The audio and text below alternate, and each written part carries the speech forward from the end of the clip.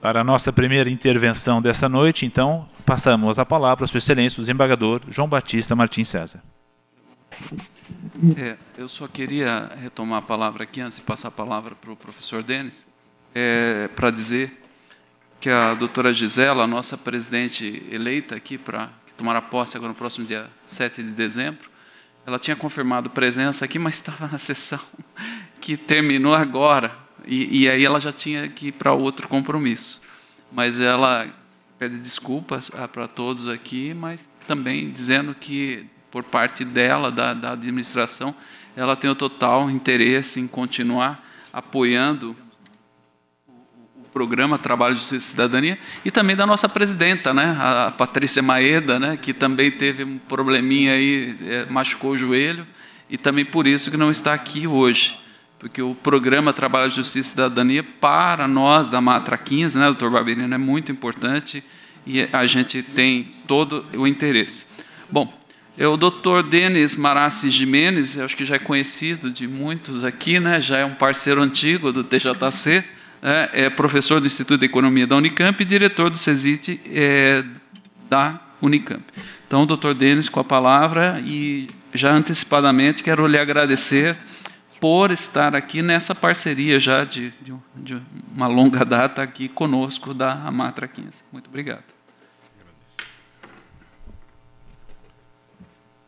Bom, boa noite. É um prazer estar aqui, mais uma vez, numa atividade do projeto Trabalho, Justiça e Cidadania. Não é? Nós temos, lá no Instituto de Economia da Unicamp, no CESIT, uma predileção. Esse projeto realmente é muito valoroso e eu parabenizo os esforços de todos aqueles envolvidos, né, no desenvolvimento desse projeto. Eu já participei de várias atividades dele e sempre com excelente resultado que eu pude observar. Também quero dizer que o prazer é sempre muito grande em falar para vocês, né, e eu sei que eu tenho alguns professores aqui que foram nossos alunos no Instituto de Economia da Unicamp, num curso que nós demos para várias turmas de professores da rede municipal, não é? Então, nós temos também uma memória daquelas turmas, uma memória muito boa, e até hoje, lá no Instituto, a gente sempre lembra de vocês. Tá?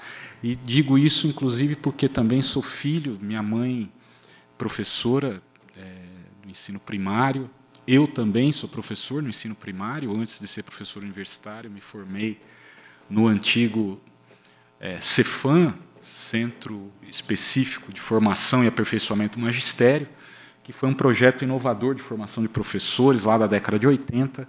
Então, eu comecei a minha carreira como professor do ensino fundamental. Né? Então, não preciso dizer o carinho que eu tenho pelo tribunal, por esse projeto e por vocês. Tá? O convite que me foi feito para falar sobre a economia brasileira e a reforma trabalhista, na verdade, no fundo, impõe alguns desafios, né, de nós tentarmos identificar, digamos assim, as condições atuais da economia brasileira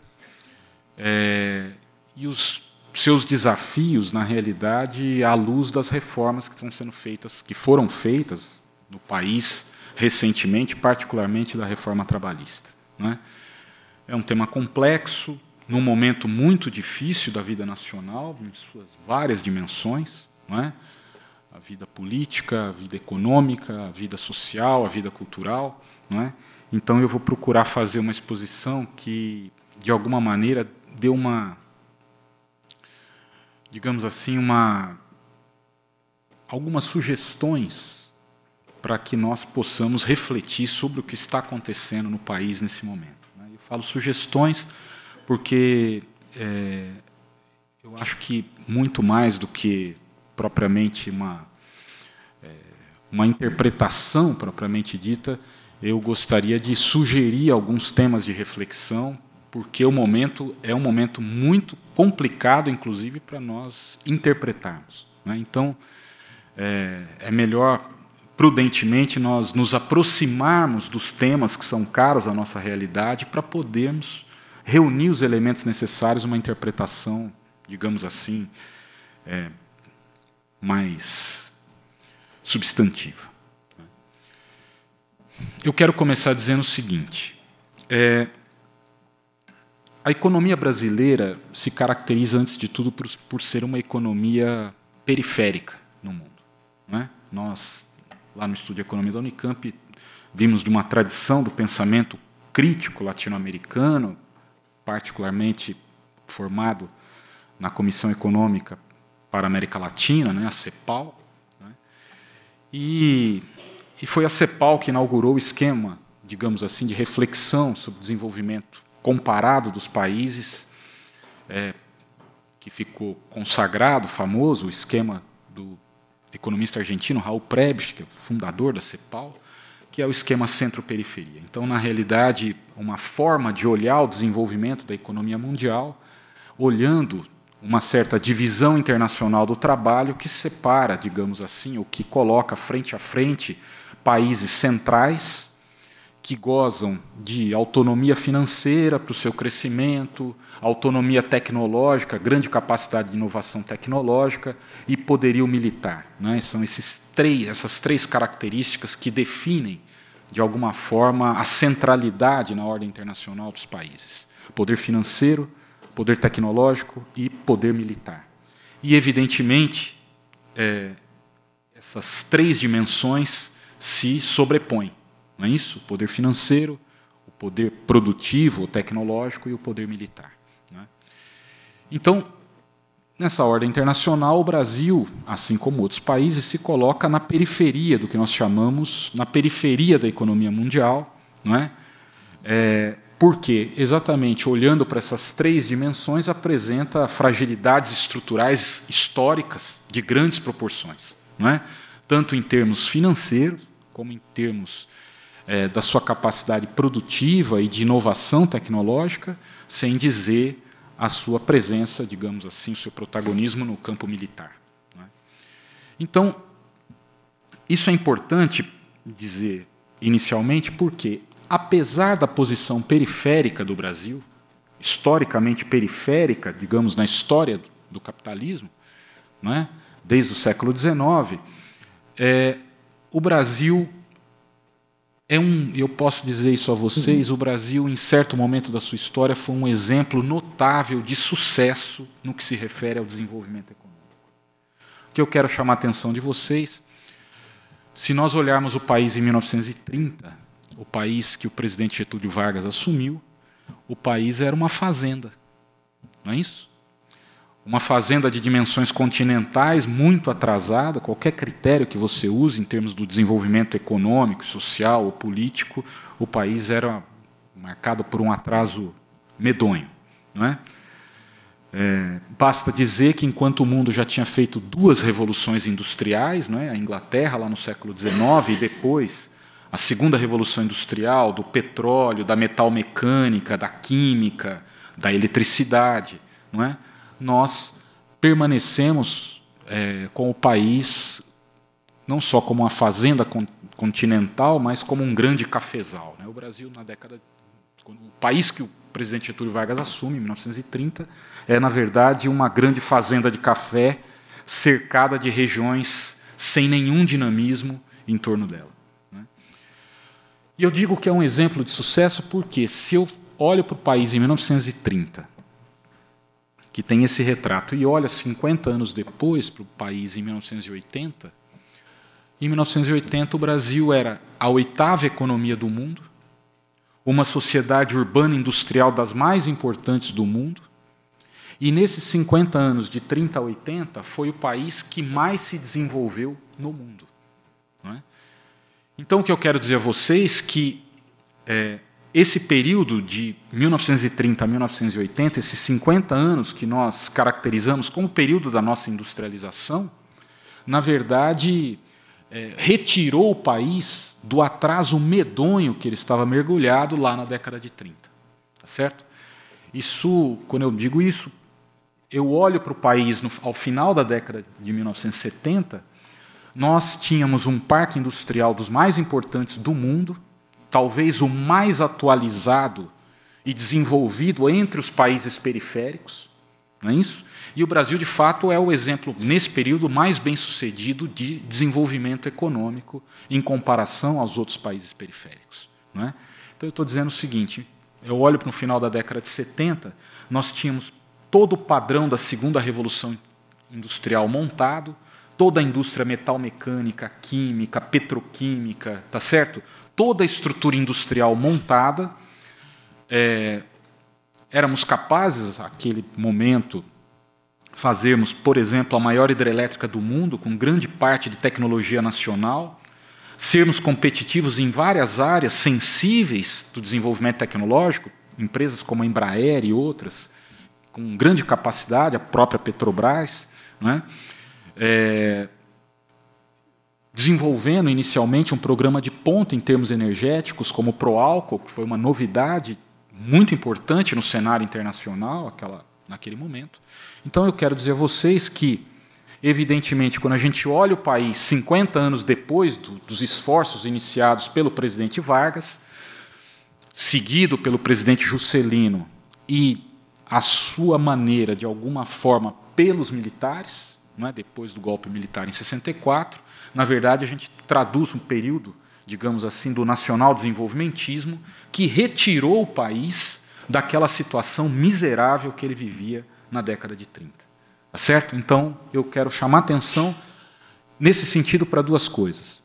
O ponto de partida para nós construirmos um país civilizado e minimamente equilibrado é muito ruim.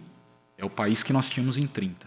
Durante 50 anos, nós fomos o exemplo mais bem-sucedido de montagem de uma sociedade urbana industrial. Quando eu olho em 1980, é assim. Isso não quer dizer que eu esteja negligenciando os problemas do nosso desenvolvimento. Não é isso? Quando eu olho o país em 1980, nenhum país que alcançou o grau de desenvolvimento que o Brasil alcançou, por exemplo, contava com um percentual de pobres tão grande. Não é? Então, as estimativas é que, em 1980, a 8ª economia do mundo contava com 35% da sua população abaixo da linha de pobreza. Não é? Então, nenhum país com esse nível de desenvolvimento contava com tanta pobreza. Não é? Nenhum país com esse grau de desenvolvimento contava com uma estrutura educacional tão frágil. Não é isso? Uma estrutura educacional que vinha, pelo menos até 1964, sendo montada, e vocês sabem tão bem quanto eu, a partir das reformas do ministro Gustavo Capanema, passando pela década de 40, mesmo os esforços durante o governo Juscelino, nos anos 50, não é isso? Na verdade, um movimento muito importante, por exemplo, na área de educação, que foi drasticamente interrompido ou tomou uma forma mais conservadora a partir de 64, que produziu, na verdade, o colapso do sistema público de educação no país. Tá certo? Não há muita dúvida, e vários trabalhos indicam para isso, que, de alguma forma, você vinha caminhando na estruturação de um bom sistema de ensino. A memória que nós temos da escola pública no Brasil na década de 50 é uma memória boa, não é? Era uma escola seguramente antidemocrática, porque não era para todos, mas ela tomou uma outra forma antidemocrática, que todos estão na escola, mas com uma estrutura educacional muito frágil do ponto de vista, digamos assim, da formação dos nossos alunos. Não é? Nós todos estamos mergulhados nessa fragilidade e entendemos isso. Cada um à sua maneira, eu na universidade, vocês no ensino médio, no ensino fundamental, na educação de jovens e adultos. Vocês trabalham de alguma forma com, de alguma maneira, o produto, né? Ou digamos assim, a expressão, melhor dizendo, a expressão desse sistema de ensino. Então, eu olho para o país em 1980, nenhum país tinha um sistema de educação com o grau de desenvolvimento que o país tinha, um sistema educacional tão ruim. Certo? Países, inclusive, com menor grau de desenvolvimento, com renda per capita menor, tinham estruturas de ensino melhores do que a nossa. Né? E aí eu poderia dar os exemplos: educação, saúde, previdência, né? Nós olharmos, é algo incompatível com o que nós alcançamos em termos do progresso material, as condições de vida da nossa população. Não é? Muito bem. É esse ambiente que persegue o Brasil, digamos assim, esse país periférico, bem-sucedido nos termos que eu disse a vocês, esse país que abre a década de 80 mergulhado nos debates sobre a redemocratização do país. Não é isso? Os anseios pelo fim do regime militar, pela redemocratização, e para nós ganharmos tempo, é uma expressão que vocês podem lembrar comigo, não é? Era uma expressão muito usada na década de 80, a necessidade de nós resgatarmos a dívida social, que era, na verdade, no fundo, uma crítica ao modelo de desenvolvimento conservador implementado ao longo dos 21 anos da ditadura militar. Não é? Então, um anseio muito grande de resgate da dívida social, que, de alguma forma, foi consolidado na Constituição de 1988 pelas várias forças políticas em conflito. Não é? Uma heterogeneidade muito grande de forças políticas na década de 80, não é? Produziram, na realidade, um fenômeno dos mais importantes na história do Brasil, que é a Constituição de 88, não é? Denominada, a meu juízo, de maneira muito oportuna, pelo Dr. Ulisses Guimarães, como a Constituição Cidadã. Não é? Dizia ele no ato, né, no momento da promulgação da Constituição: cidadão é aquele que come, é aquele que veste, é aquele que mora, é aquele que tem os direitos respeitados, é aquele que tem trabalho digno. Não é isso? Um discurso que, todas as vezes que eu me lembro, e nesse ano especialmente participei de algumas atividades em comemoração, né, aos 30 anos da nossa Constituição, todas as vezes que eu ouço o discurso do Dr. Ulisses Guimarães, eu realmente fico tocado, porque nós estamos diante de um homem que, historicamente, era um reformista, não é? Um homem de temperamento político moderado, não é isso? Que foi presidente da Câmara dos Deputados durante o governo Juscelino Kubitschek, atravessou toda a ditadura militar, teve o ímpeto de organizar seu centro, digamos assim, das oposições no Brasil ao regime militar e, no fundo, conduz o país, em 1988, na Assembleia Nacional Constituinte e depois, até o final, na promulgação da Constituição.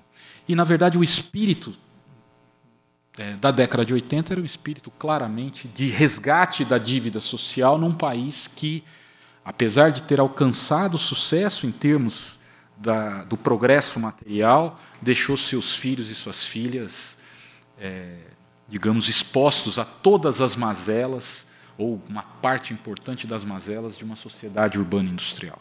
Não é? Muito bem. A questão que eu chamo a atenção e quero chamar a atenção de vocês nesse momento é porque todos esses anseios, digamos assim, pela redemocratização do país e pelo resgate da dívida social, conviveu já na década de 80 num ambiente de profunda estagnação econômica. E o que isso significa? Nos 50 anos anteriores, de 30 a 80, como eu disse, o Brasil foi o país que mais cresceu no mundo. A taxa de crescimento média da economia brasileira foi em torno de 7% ao ano, durante 50 anos. Isso significa dizer, crescer 7% ao ano, em média, significa dizer que a economia dobra a cada 10 anos de tamanho. Ou seja, uma máquina de expansão, de progresso material que o Brasil foi, não é? Isso que a gente ouve hoje. A China cresce, na verdade, todos aqueles que olhavam para o ritmo de expansão, de crescimento, de desenvolvimento, de incorporação daquilo tudo que era novo na fronteira do desenvolvimento era o Brasil. Não é? É difícil nós acreditarmos nisso hoje, dado o pessimismo que tomou conta das nossas consciências. Não é? Parece que isso é impossível. Não é? Mas isso foi um fato e uma realidade bastante importante para nós. Né? Na verdade, um velho professor que fala, esse período tirou a enxada das nossas mãos, nos livrou, pelo menos parte da sociedade, livrou do bicho de pé, das verminoses, das doenças ligadas ao atraso. Né? Mas, de qualquer maneira, a partir do início dos anos 80, a economia brasileira passou a enfrentar brutais dificuldades para acompanhar o ritmo de transformação da economia mundial, principalmente a partir da terceira revolução industrial e do processo de globalização financeira. Certo? Em outras palavras, o que eu estou dizendo a vocês é o seguinte: a partir do início da década de 80, a economia brasileira capotou. Tá certo? Ela que foi tão virtuosa em acompanhar o padrão anterior, se mostrou, em larga medida, impotente para acompanhar, de alguma forma, o ritmo de desenvolvimento já sobre o novo padrão, não é? Do ponto de vista financeiro, pela globalização financeira dos mercados internacionais e, ao mesmo tempo, mergulhado numa intensa mudança do paradigma tecnológico, particularmente com a chegada da microeletrônica e da terceira revolução industrial. Não é? Isso na década de 80 foi marcante. A economia brasileira, que vinha crescendo 7% ao ano, declina na década de 80 e passa a crescer 3% ao ano, a metade, menos da metade do crescimento. Com todas as demandas sociais expostas pelo processo de redemocratização. Então, simultaneamente é isso. O progresso material mergulha e as demandas por atenção, digamos, demandas que não só são justas, como são direitos de cidadania, na verdade, mergulhadas nesse ambiente de estagnação econômica. Não é? Isso nós podemos dizer que entra pela década de 90 num ambiente econômico pior ainda, porque, na realidade, o projeto de abertura financeira e comercial implementada no Brasil nos anos 90 não só não trouxe o crescimento econômico de volta, como, se a década de 80, que foi chamada de década perdida, nós crescemos 3% ao ano, na década de 90 nós crescemos 1,8% ao ano. É a pior década da história republicana, a década de 90, digamos assim, sobre, digamos, hegemonia do projeto liberal no Brasil. Não é? Liberalização financeira, liberalização comercial, tá certo? Uma integração, digamos, que nós chamamos, uma integração passiva do Brasil no processo de globalização. O que eu falo passiva é o seguinte: você abre sua economia e não pede nada em troca. Não há nenhum país, digamos assim, relevante no mundo com um mercado interno de grandes proporções como o Brasil que cometeu essa loucura de abrir o seu mercado interno de 200 milhões de habitantes sem nenhuma contrapartida. Certo? Foi isso que nós fizemos na década de 90. E o preço foi caro, porque nós avançamos o processo de desindustrialização do país, nosso parque produtivo, que sofreu muito na década de 80, não é? O atraso relativo do parque produtivo e, digamos assim, o desadensamento da nossa estrutura produtiva se agravou nos anos 90. Nós perdemos mais de 3 milhões de empregos industriais e a nossa estrutura produtiva, a nossa estrutura industrial, foi perdendo densidade ao longo da década de 90. Não é? Isso é muito sensível de você olhar, ao final da década de 90, aquele país que era uma potência, digamos, industrial, no final dos anos 70, não é? Digamos assim, 20 anos depois, você fazia uma geladeira na Zona Franca de Manaus com 80% dos componentes importados, sem produzir aqui. Não é isso? Na verdade, a Zona Franca de Manaus se tornando, por exemplo, uma área de montagem de, digamos, de um equipamento que é um equipamento caro à segunda Revolução Industrial. Né? Importar 80% dos componentes de uma geladeira, não é? Imagine, na verdade, os setores mais complexos da estrutura produtiva. Então, na realidade, nós vivemos isso na década de 90. Nos anos 2000, a partir da mudança da conjuntura internacional, particularmente a partir de 2003, 2004, nós engatamos um ciclo de crescimento. Depois de 20 anos com baixo crescimento, na década de 80 e nos anos 90, a partir de 2004, em particular, o país voltou a crescer, puxado inicialmente por um ciclo externo, um ciclo de bens primários, de commodities, não é? E aqui também, para nós pouparmos tempo, é a entrada da China no mundo, na verdade, abriu grandes possibilidades para países exportadores de matérias-primas como o Brasil. E nós tiramos vantagem disso, e o país, a partir de 2004, voltou a crescer. Não é? Não o crescimento do passado, né, mas um crescimento que entre 2004 e 2012 foi de 4% ao ano. Né? Não voltou aos 7% do passado, mas também com uma outra trajetória demográfica, 4% de crescimento de 2004 a 2012, deu um refresco, na verdade, para o mercado de trabalho, para o emprego, para a renda, tá certo? Na verdade, nós vivemos um período ali de, digamos assim, reestruturação do mercado de trabalho, melhoria das condições sociais, queda da pobreza, não é? E uma série de características, digamos assim, de melhorias sociais que foram concretas nesse período, a partir de 2004. Não é? Mas eu quero chamar a atenção que, apesar desse crescimento, que contou, digamos assim, com um primeiro empuxo do ciclo de commodities, do ciclo externo, e que, num segundo momento, por, digamos assim, realizações internas, nós transformamos esse ímpeto inicial que veio de fora num ciclo interno de consumo bastante significativo, isso, na verdade, não significou, a nosso juízo ali no Instituto de Economia, nós, digamos assim, reengatarmos o país, digamos assim, nas correntes mais dinâmicas do desenvolvimento mundial. Foi importante para nós interrompermos 20 anos de estagnação e de regressão da economia brasileira. É verdade. Com melhorias sociais visíveis em vários dos campos. Certo? Mas um ciclo que foi incapaz de romper, na verdade, aquela tendência estrutural que eu apontei para vocês agora há pouco, não é?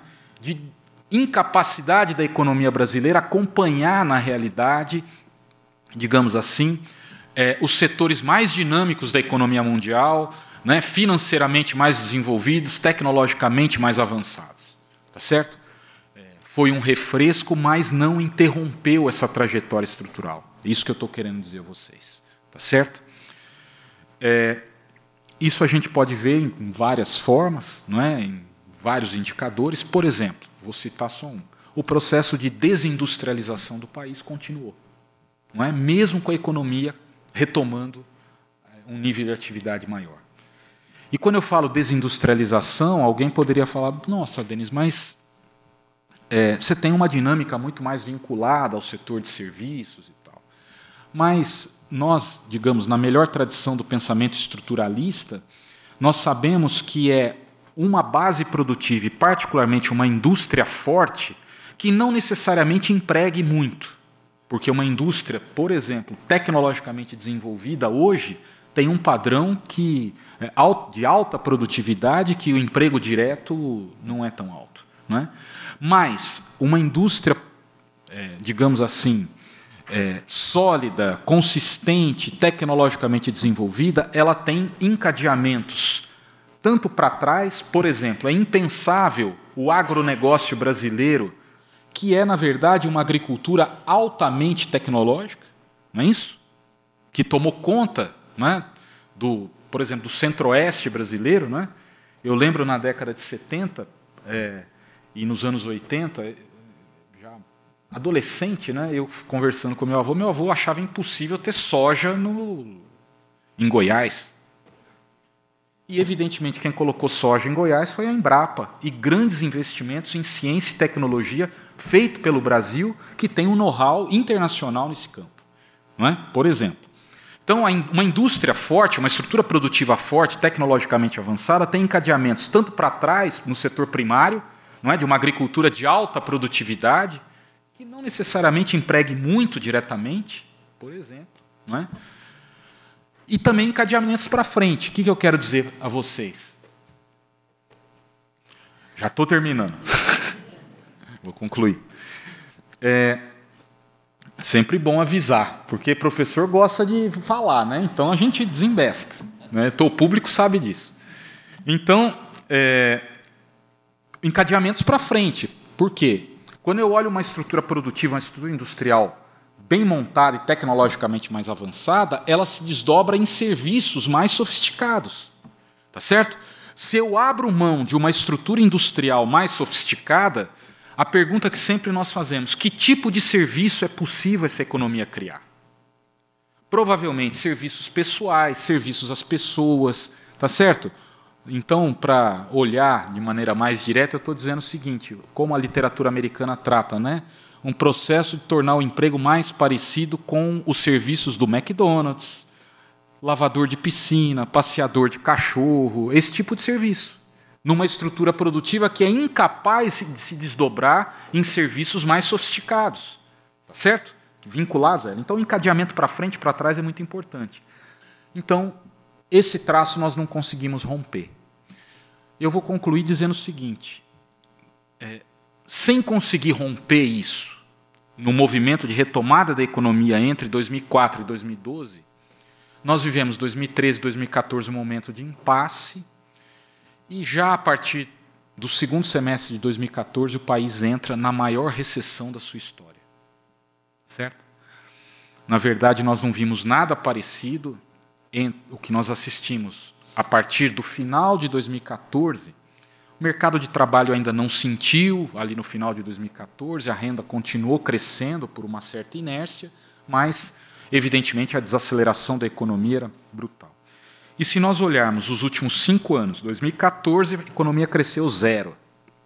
2015, queda de 3,5% do PIB, 2016, queda de 3,5% do PIB, e, na verdade, são 5 anos que a economia brasileira enfrenta a maior recessão, ou, digamos, o período de maior estagnação da sua história. Não é? Os reflexos disso são evidentes sobre as contas públicas, sobre as condições de vida da população, não é? A desigualdade aumenta, a pobreza aumenta, os reflexos são terríveis. E, na verdade, eu quero terminar dizendo o seguinte, nós vamos abrir um novo período, não é? Um novo governo do presidente eleito nas últimas eleições, o presidente Jair Bolsonaro, não é?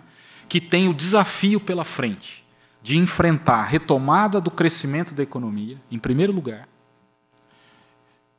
Isso, na verdade, eu lembro muito do presidente chinês, o Deng Xiaoping, né, o líder chinês, que falava o seguinte, qual é o desafio da China ali no final da década de 70? Ele falava, crescer. Qual é o segundo? Crescer. Qual é o terceiro? Crescer. E não é o problema do bolo distribuir depois, não é isso. Porque o crescimento econômico abre as possibilidades de nós encaminharmos a questão social no Brasil. O crescimento econômico é condição necessária, não suficiente, mas é condição necessária.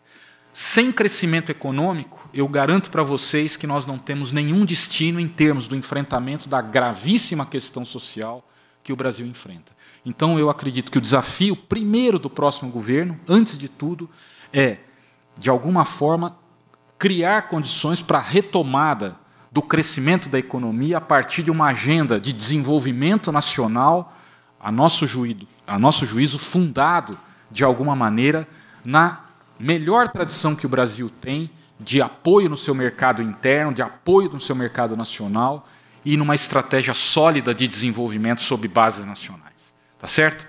E, evidentemente, não é um desafio pequeno, dadas as condições que eu acabei de descrever a vocês. Tá bom? Muito obrigado, agradeço a atenção de vocês.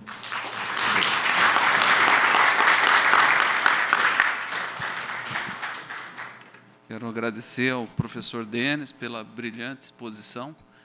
O tempo é curto, né? A gente fica com aquele gostinho de quero mais, né? E vamos provocar esse quero mais e dar um espaço aqui para o professor Denis. Nesse contexto, professor, dessa crise, e entrando na nossa área, na questão da reforma trabalhista, que é fato, provoca um achatamento da massa salarial. Como sair desse círculo vicioso? Porque é isso que os dados estão mostrando, né? Uma queda assustadora da massa salarial brasileira. O senhor poderia aqui pontuar um pouquinho mais para todos nós? E depois eu vou abrir 3 perguntas aqui e dispensar o professor Denis, porque ele é um dia particularmente difícil, né? E aí passaríamos para o nosso segundo assunto da noite. Então, professor Denis, por favor. Olha, eu vou ser o mais direto possível, que eu acho que o momento exige tantos cuidados na interpretação como, na verdade, também a certa clareza de raciocínio. Espero que eu Na verdade, o que a gente olha, diante dos desafios que eu acabei de dizer a vocês, para nós, evidentemente, digamos assim, vender à opinião pública a ilusão de que fazer uma reforma trabalhista você vai trazer o desenvolvimento econômico do país de volta, na verdade, é algo bastante distante da realidade. Os desafios são muito mais profundos do que simplesmente você dizer que, flexibilizando o mercado de trabalho, que já é altamente flexível, reduzindo o custo do trabalho num mercado de trabalho de baixos salários, tá certo?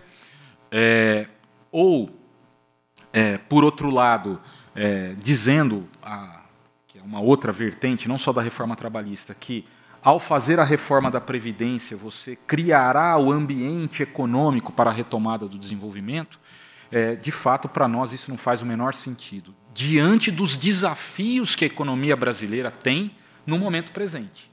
O que eu falo, desafios? Eu estou dizendo o seguinte, na realidade, nós temos que enfrentar problemas da economia brasileira de organização, por exemplo, dos investimentos, das relações entre o setor público e privado, sob bases nacionais, olhando os exemplos dos países que são mais bem-sucedidos, digamos assim, nesse processo de globalização, não é? Nós olhamos, todos eles têm políticas ativas de desenvolvimento nacional.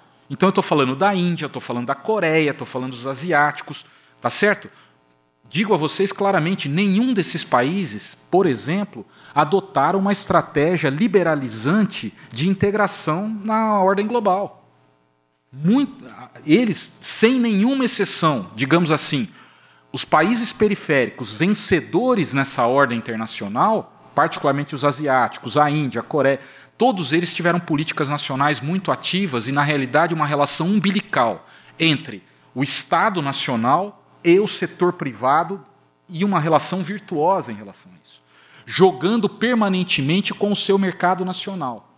Então, isso que eu estou querendo dizer. Uma agenda liberalizante, num momento como esse, na verdade, nós avaliamos como uma agenda inadequada, não é, aos desafios da retomada do desenvolvimento brasileiro, para que daqui a 2 anos nós possamos, né, falar, eventualmente dizer o seguinte, olha, a reforma trabalhista prometeu gerar empregos e não gerou empregos. Porque, de fato, para nós, não está no mercado de trabalho a capacidade de nós gerarmos emprego ou não. O mercado de trabalho é um reflexo da dinâmica econômica. Tá certo? Ele reflete a dinâmica econômica. Não é? Há tempos atrás, olha, se nós qualificarmos a mão de obra, nós vamos gerar emprego. Qualificação não gera emprego. Qualificação gera um trabalhador mais qualificado para ocupar postos de trabalho gerados pela economia.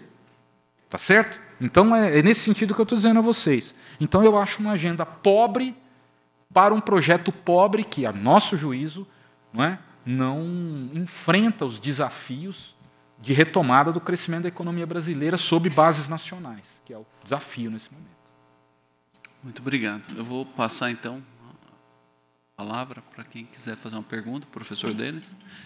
Eu só pediria para que viesse naquele microfone, porque acho que nós não vamos conseguir daí. Roberto, por favor.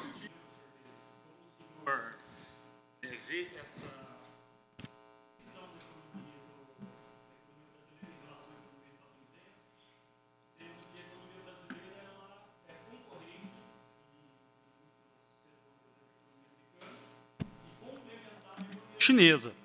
E o Brasil, de acordo com o que o próximo governo vem sinalizando, vai buscar uma aproximação com os americanos, em detrimento do Mercosul, né, que é o nosso bloco aqui regional, e dos nossos parceiros aí dos BRICS.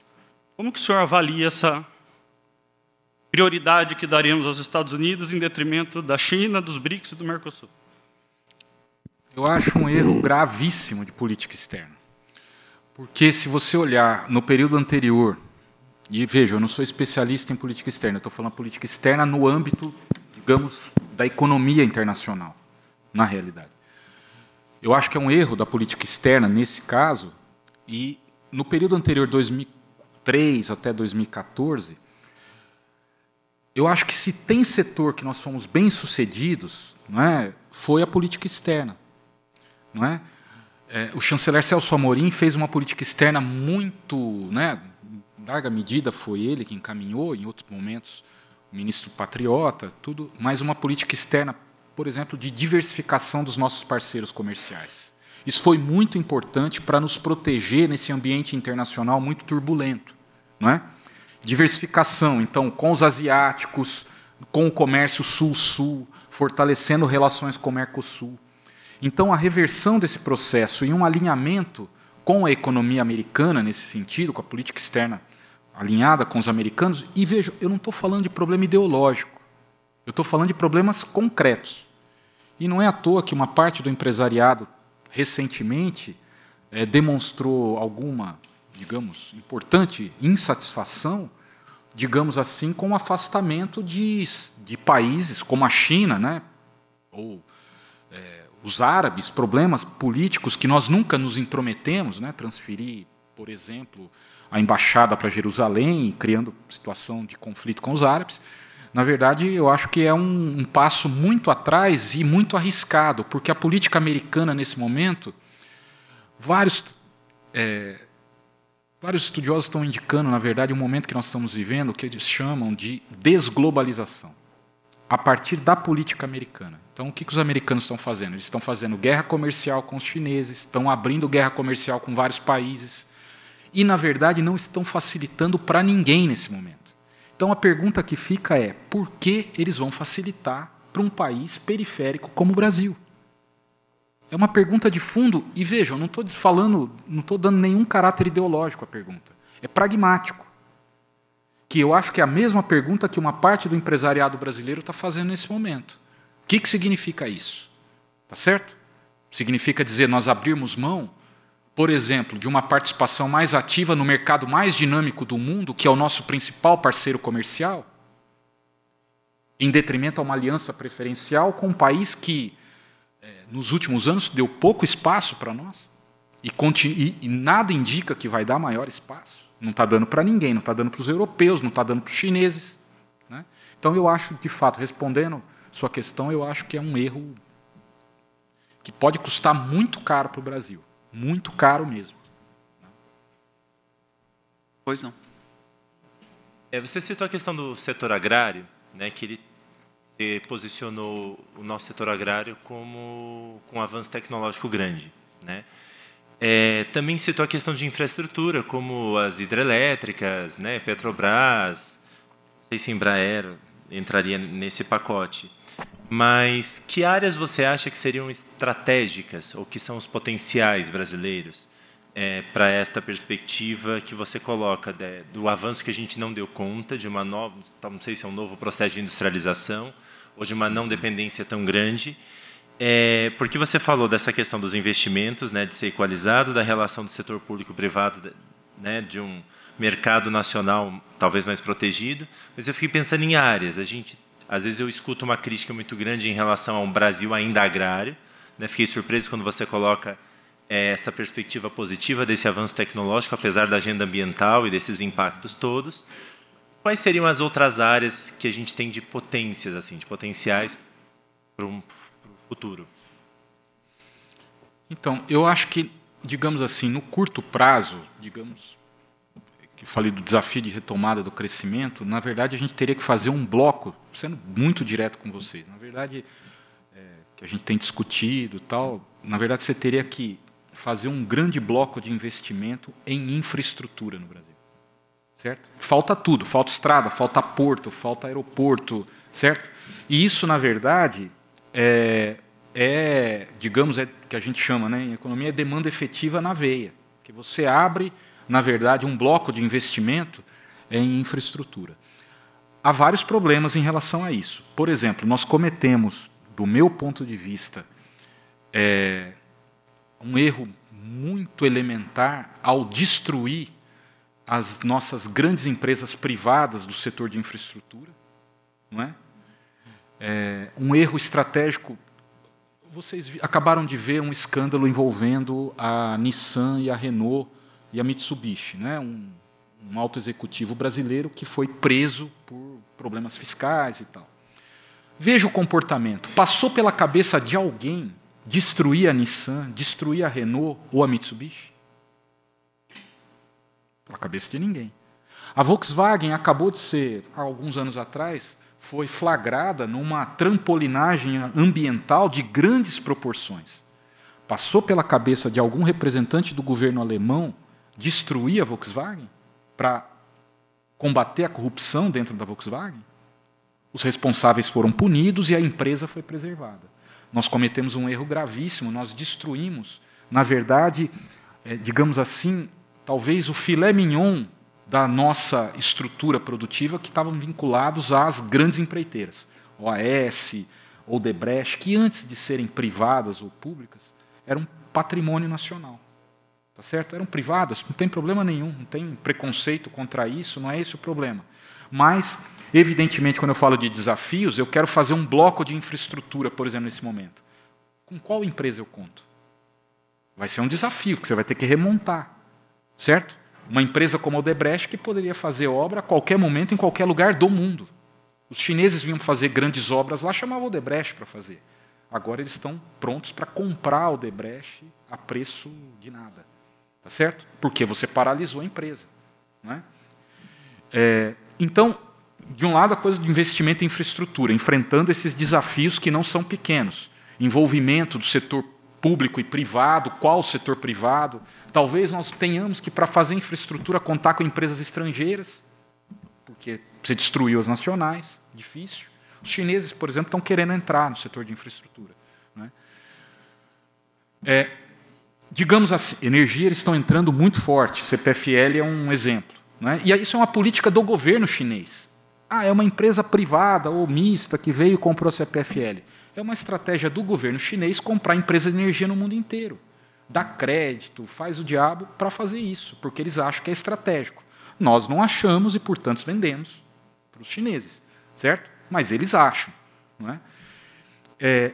Agora, olhando mais, digamos assim, mais longo prazo e uma coisa mais estrutural, você tem toda a razão, tem uma discussão muito difícil de ser enfrentada nesse momento. Qual é o caminho, por exemplo, para você tornar a estrutura produtiva novamente dinâmica? O processo de globalização, na verdade, radicalizou barreiras à entrada em vários setores que já estão consolidados tecnologicamente, é muito difícil você entrar.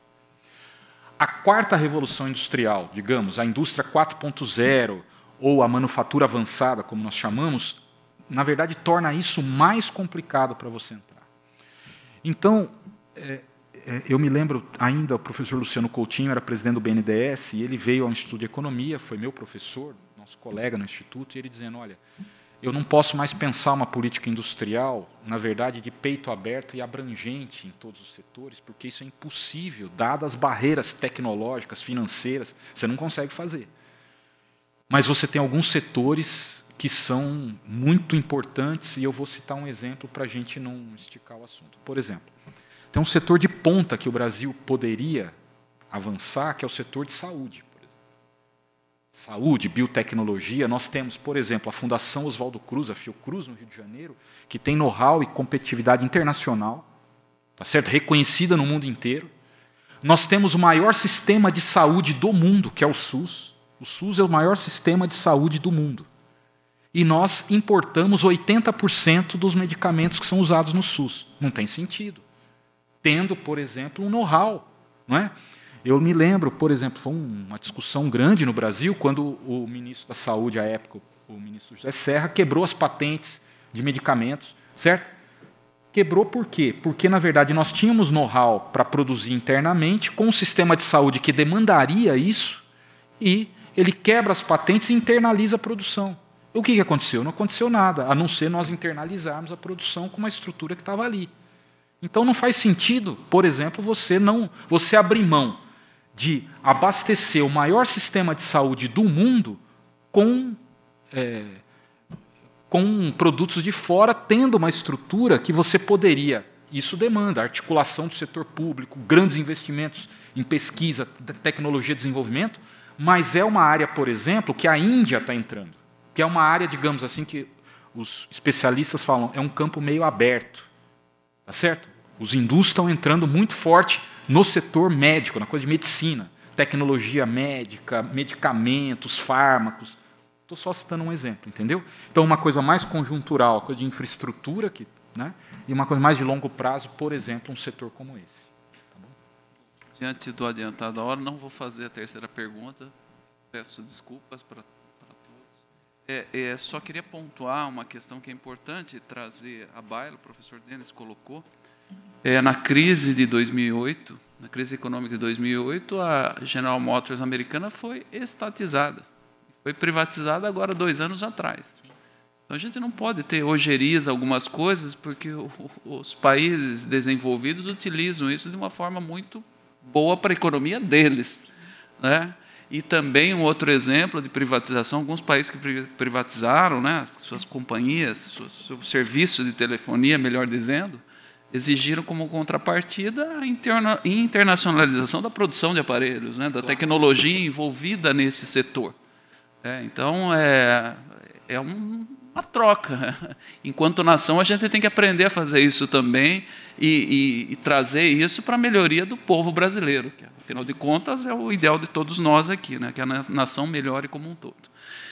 Eu quero agradecer, então, imensamente ao professor Denis, deixá-lo para fazer as considerações finais que queira fazer, para a gente conseguir continuar aqui com a nossa capacitação. Professor Denis, por favor. Eu só quero, mais uma vez, agradecer a atenção de vocês, dizer novamente que é, para mim, muito especial participar dessa atividade, agradecer ao tribunal, à Matra, todos os envolvidos, não é? E dizer que, apesar do ambiente muito carregado, muito pesado que o país enfrenta nesse momento, nós não temos alternativa a não ser seguirmos adiante, não é? Fazendo o que a gente sempre fez, que é, na verdade, tentar encontrar uma saída para um país tão bonito e tão sofrido como esse. Não é? O momento é dramático, o momento é muito difícil, mas, na realidade, o país que o presidente Getúlio Vargas pegou em 30 também não era um país fácil, não é? Cada geração tem os seus desafios, os seus problemas, as suas idiosincrasias, e nós temos as nossas. E nós vamos seguir dentro das universidades, dentro do tribunal, tá certo? Tentando construir uma condição melhor. Tá bom? Então, é isso que eu queria dizer a vocês e agradeço mais uma vez. Muito obrigado.